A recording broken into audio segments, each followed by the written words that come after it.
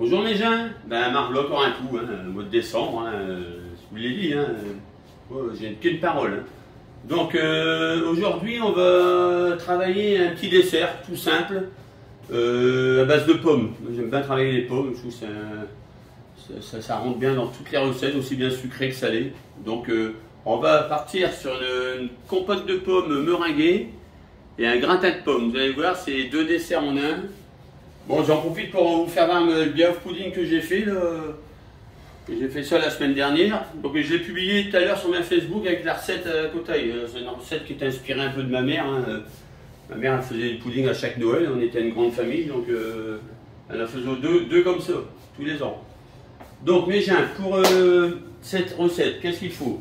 Du beurre, du sucre vanillé, un peu de sel, du sucre en poudre, des jaunes d'œufs, un œuf entier, de la crème liquide, des blancs d'œufs et des pommes forcément coupées en brunoise et du citron. Donc là je les ai faites d'avance, j'ai coupé en brunoise. Vous voyez, les brunoises c'est des dés, hein, des petits dés comme ça. Hein, je les ai citronnés pour l'oxydation. Là j'ai mis un petit peu de beurre dans la poêle d'avance et on va les faire compoter. Voilà, il ne faut pas qu'on fasse une compote et une purée. Hein. Compote, ça reste en morceaux en fait, comme tous les fruits. Voilà, donc ça c'est en route. Un petit peu de sucre vanillé dedans. Après, chacun fait comme il veut. On peut mettre de la cannelle, on peut mettre, moi j'aime bien la vanille.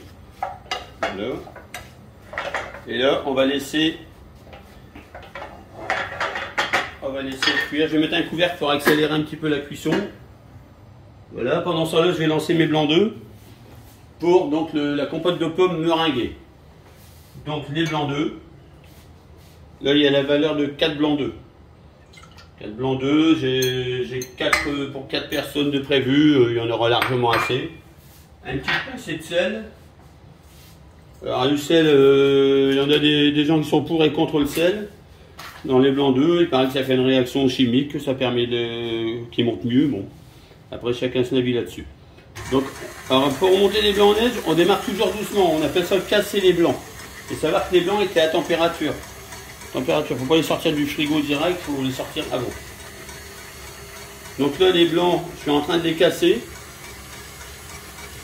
Je vais tourner ça pendant quelques secondes. Et après, on accélérera. Alors voilà, donc là j'ai cassé les blancs, là on va pouvoir accélérer pour monter les blancs en neige. Rajouter le sucre entre deux. Et là, pendant ce temps-là, je vais préparer ma crème frise pour le gratin. Mon crème frise, ben, c'est des jaunes d'œufs. Donc là, il y a la valeur de 2 jaunes d'œufs, un œuf entier. Voilà. Je vois un petit peu. Donc en même temps, je surveille mes blancs. Vous voyez, donc les blancs, ils montent. Donc il faut savoir que le sucre dans les blancs en neige, ça se fait en 2 fois. Donc je vais mettre du sucre. Voilà, c'est une première fois. Pendant ce temps-là, je continue de préparer ma crème frise.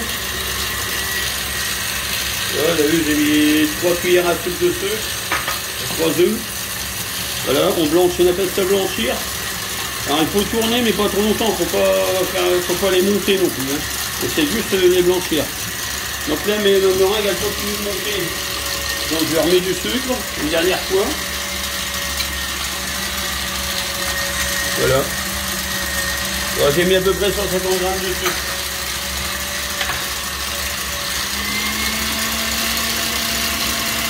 Voilà. Entre deux, je regarde mes pommes en cuisson. Là, elles sont bien. Je vais rajouter un peu de sucre dedans parce que je ne l'ai pas fait tout à l'heure. Parce que c'est toujours un petit peu acide, c'est de la Granny Smith. Voilà. Voilà, là elles sont cuites. Elles sont juste voilà, compotées. Il n'y a pas besoin de les cuire plus. Donc je les mets de côté. Je coupe mon feu. Voilà. Pendant ce temps-là, je finis ma crème frise. Donc avec la crème. Hein, donc un œuf entier, 2 jaunes d'œufs. Il y a 10 centilitres de crème il y a 30 grammes de sucre à peu près. Et environ il y a 10 centilitres de crème liquide. C'est pour faire deux gratins à peu près. Ça c'est prêt. Donc ce qui se passe maintenant, c'est que je vais garnir mes ramequins avec les pommes. Voilà.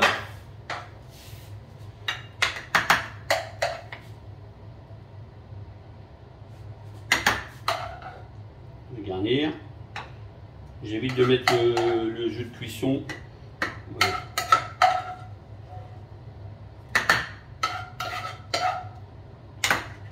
On va équilibrer. Hein.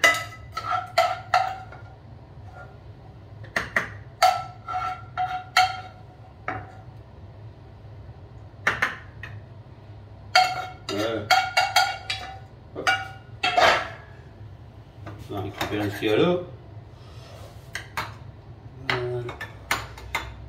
Tout simplement comme ça. Je prends ma crème frise. Hop. Je garnis. Là, je vais en faire qu'une pour la vidéo.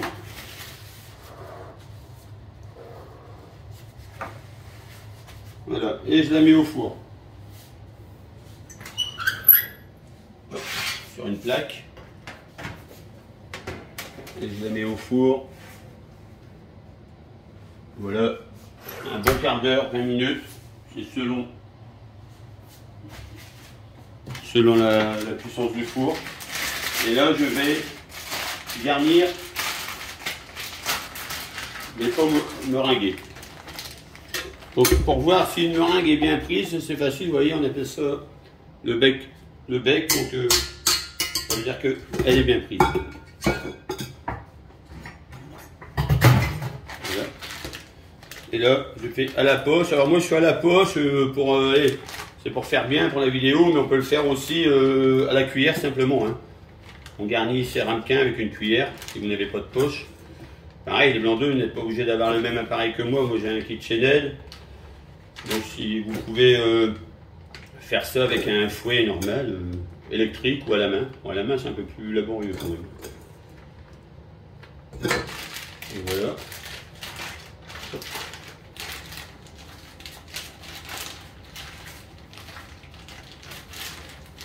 Je crois que je vais encore en mettre pour 4.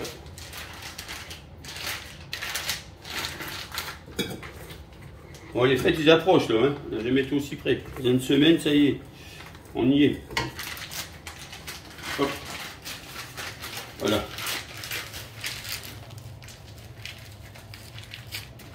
Donc là j'avais mis un petit protection au bout pour pas que la meringue s'échappe en le mettant. Voilà, et là on garnit, voilà, tout simplement.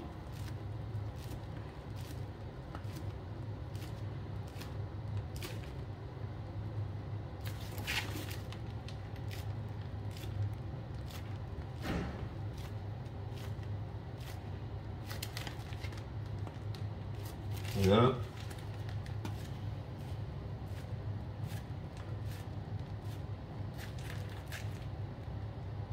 Voilà. La dernière, je vais le faire à la cuillère pour vous montrer qu'on peut le faire à la cuillère. Tout simplement. Donc on récupère ce qu'il y a dedans. Voilà. Après, vous mettez comme ça à la cuillère, hein, tout simplement.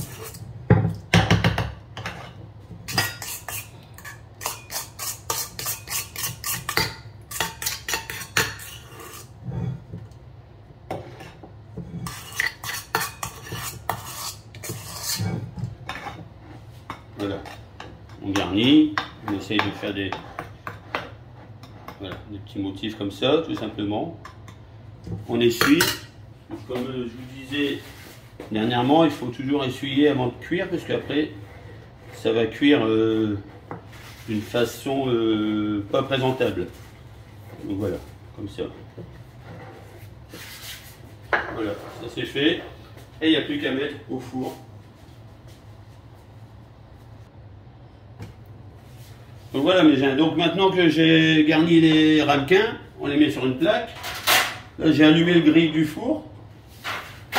Hop, j'ai allumé le grill du four, je le mets dans le four.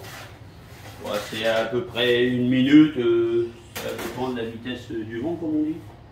Donc voilà. Bon là ça doit être bon les gens, j'ai mis ça, je vous dis, il y en a pour un maximum 1 minute. Hein. Ça va très vite. Clac. Voilà. Benoît elle va faire un gros plan. Voilà, c'est tout simple. Hein. Voilà. Et il y a celui, le gratin que j'ai fait tout à l'heure qui est prêt aussi. Hop là. Donc voilà mes gens. Pomme au four meringuée, compote de pommes au four meringuée et compote de pommes au gratin. Voilà. Donc, avec ces desserts, je vous propose de faire un accord mets vins avec un petit crément d'Alsace.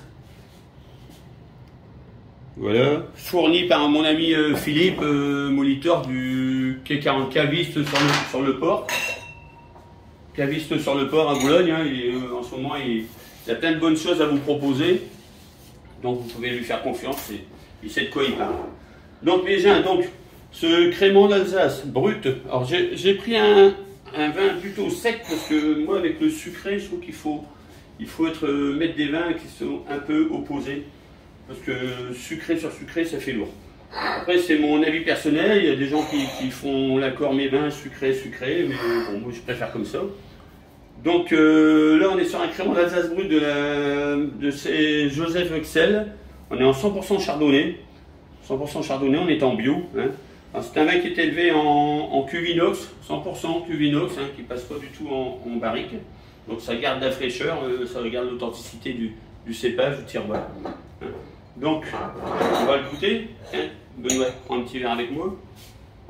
Donc, au nez, c'est un vin qui est très fin, qui est très délicat. On est sur des notes de fleurs blanches, des notes un peu toastées aussi de pain grillé. En bouche,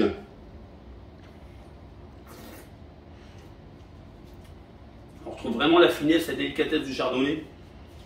C'est vraiment excellent.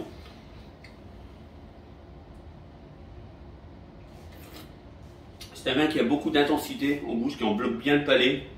Hein, très aromatique.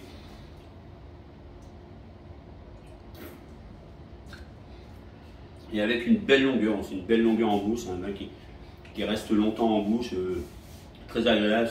C'est un crément de qualité qui vaut largement certains champagnes de bas de gamme qu'on trouve dans certains supermarchés à moins de 10 €.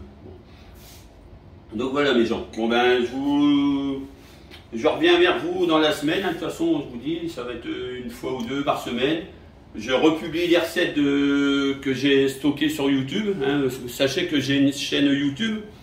Donc si vous tapez sur YouTube Gilles Lehon, mon nom, vous allez tomber sur toutes mes recettes. Voilà mes gens. Ben, à bientôt et surtout n'oubliez pas à consommer avec modération le crément. Une femme m'a refait un signe, elle me dit qu'elle l'a produit quand un coup. Donc là ce coup-ci je le dis. Allez, à bientôt, je vous embrasse.